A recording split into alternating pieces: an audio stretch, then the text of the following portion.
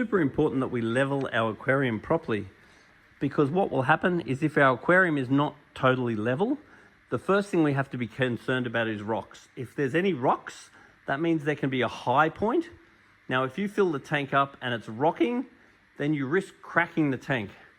On the other hand, if you make sure there's no rocks, because you need to pack it, because we've got some packers here that we pack underneath the feet, and as long as it's a stable surface, it's not going to crack. But over time, it can actually leak if it's not flat. Now, the worst sort of leak is a silicon leak. Now, a silicon leak can occur if there's too much pressure on the silicon, and then eventually it can let go. But the thing you need to be aware of is that when silicon lets go, the silicon also changes color. So if we shine a light, which we did, if we shine a light on all the silicon and it's all exactly the same color, it's very unlikely that it let go. For example, that there is a very common place for silicon to let go, and you'll see little bubbles in it and you'll see it start going light. So the white the black silicon will go sort of a gray color when it's letting go, and then the clear silicon will be less clear. It'll go a whiter color.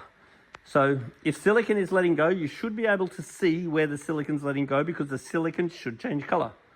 So we don't want that to happen, so we want to make sure it's flat. Now, so what we've had to do in this tank is we put the level on it, and then we found that there was a little bit of a rise on this side.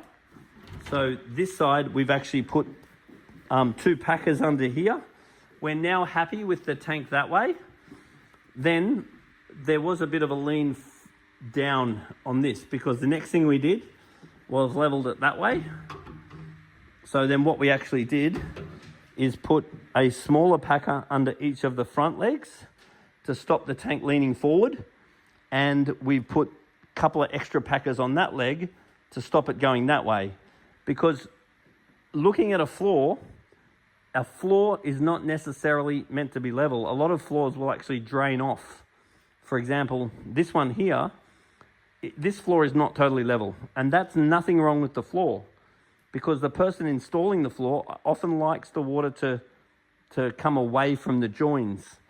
So therefore, this floor here could have been laid quite well, but it's not dead level, because it doesn't need to be dead level, but your fish tank needs to be dead level.